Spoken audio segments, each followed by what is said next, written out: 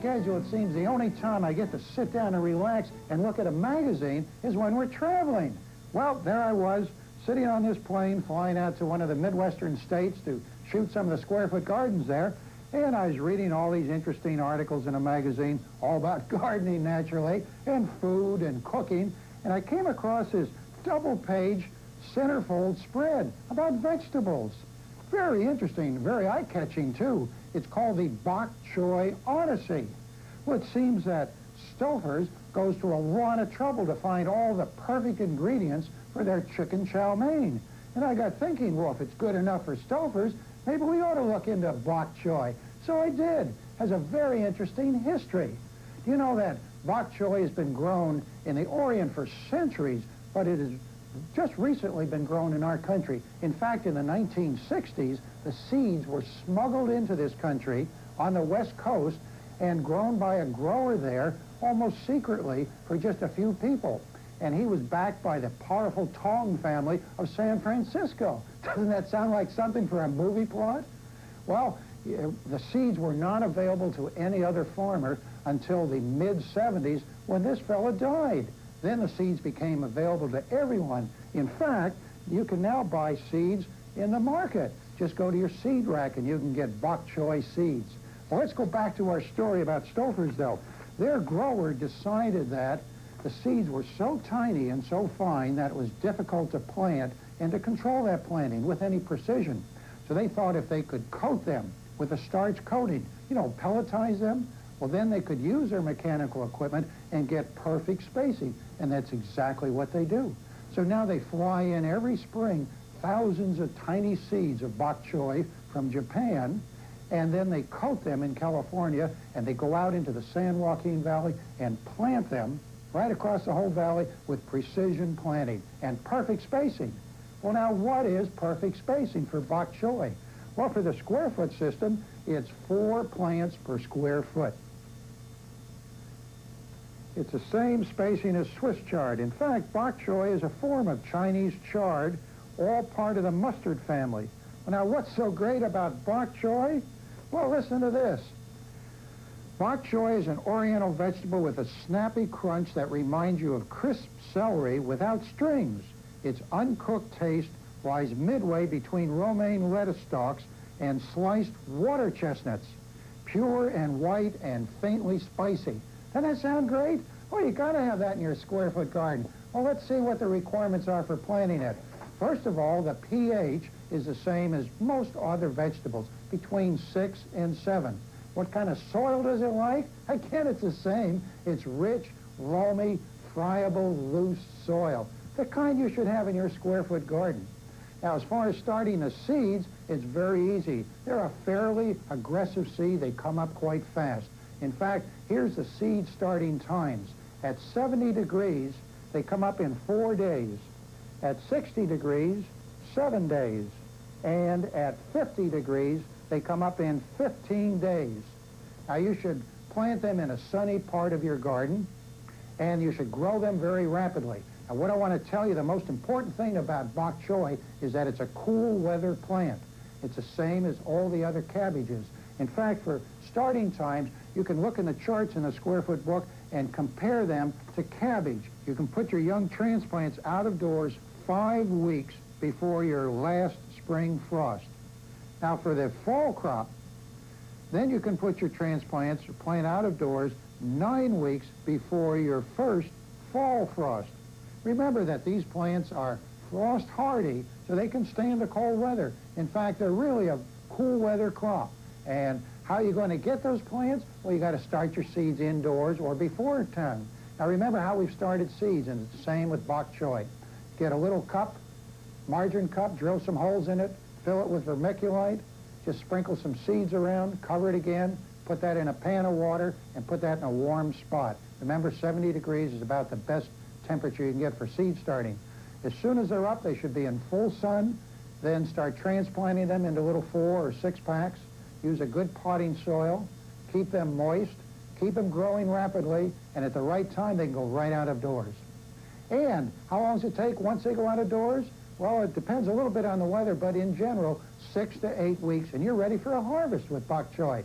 And how do you harvest it? Well, it's just like any other chard or mustard family. You can take each stalk at a time. I've shown you that before, with same as Swiss chard, cutting off each one. Or you can cut the whole plant down. How do you do that in a square-foot garden? Well, you don't need a machete like this. All you need is a small knife. I like to use a kitchen knife that has serrated edges on it. And you just grab that whole plant when you're ready and just cut away right at the face. There. And take that whole plant up. Now you're ready to go back in the kitchen and start cooking. Well, how do you prepare it? I thought it'd be fun to go to a Chinese restaurant and see how they do it there. One thing you want to remember is that this is a very nutritious vegetable. It's very rich in vitamin A and vitamin C. And here's something you ought to know. It has only 25 calories per portion. We all should have more of that kind of vegetables. It's also very good for a high-fiber diet. You know, doctors tell us we all need more fibers in our diet. Notice the white stalks and the green leaf are very attractive. And you can eat these raw in a salad, or you can cut them up like celery, or you can put them in any kind of dish, whether it's stir-fried or boiling. Just about anything will work well.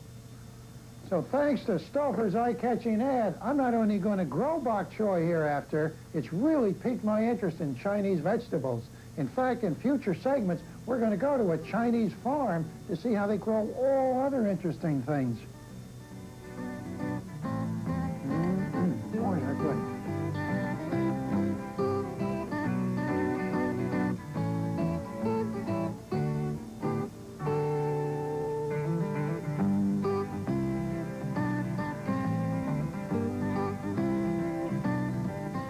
Our first letter is from Algona, Iowa. And it's one of these letters that the postman loves.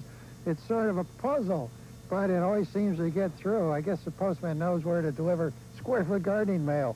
This is from Steve Oberman, and he sent a real nice picture in of his garden.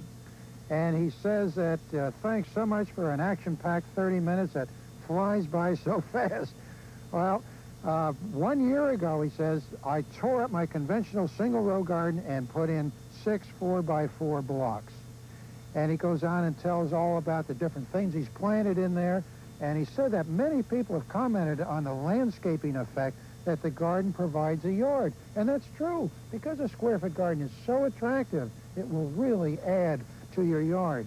One of the nice things I like about his letter is he says, my little 3.5-year-old son has really taken an interest in gardening, and what a learning experience for him.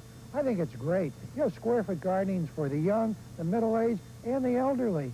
Anyone can have a square-foot garden. Well, now our next letter is from Pomona, California, from Jeff Darrow, and he wants to know, he said, I've always worried about planting similar crops close together and then having cross-pollination problems. But I seem to be the only one worried. How come? Well, if you're going to try and save seed for next year from your own crop, then you have to worry. But if you're just going to have a harvest this year, you're not going to have to worry about cross-pollination, because that only affects the seeds inside of the fruit that you're growing. Now, if you're also going to start a new garden, a lot of people write, we get a lot of letters from brand new gardeners and say, how big should I make it? Or someone says, I'm going to tear out my whole big garden and start all over with square-foot gardening. And my advice is, take it easy at first. So I want to show you how large your garden should be. And I've included a chapter in the book that gives you a size for a one-person garden, a two-person garden, go right on up into a family of 4. How many blocks you need, how many vertical frames you should have. And this is to get started. And this will feed this number of people. You really don't need a very large garden with square-foot gardening. So take it easy when you get started, and don't go overboard. It's much better to have just a few blocks and get that perfect soil that I've been talking about. Then you're going to be successful, and you're going to be really off into a rewarding gardening experience. Now, if you need any more tips, send in for my free garden tips. This includes everything that you have to know to get started with your first square-foot garden. Or it's kind of handy because it has a plant spacing chart that you can take out of doors. I'll also include a listing of all PBS stations around the country so you can tell your relatives about the program, and a free packet of flower seeds so you can get started with some pretty color in your garden. Now, to get this, all you have to do is send me a self-addressed stamped business-size envelope. Please make it sure it's a large business-size envelope. And send that to Square Foot Gardening, Georgetown, Connecticut, 06829. That's Georgetown, Connecticut, 06829. Do it today. And if you've already got a Square Foot garden, send in for some free garden tips and give them to a friend and help someone else get started with a rewarding experience of gardening. Now, this letter is from Tucson, Arizona, from Michael Civarelli. And he says, I've always wanted to start a garden, but never had enough room. Your Square Foot concept is a real breakthrough. He goes on to say, I guess you've given me the confidence to start my own garden with your excitement and enthusiasm as your program airs each week. Well, I hope I've done that for you, too, because I want everyone to have a garden. It is such a rewarding experience. So if you don't have one now, get started with your own Square Foot garden.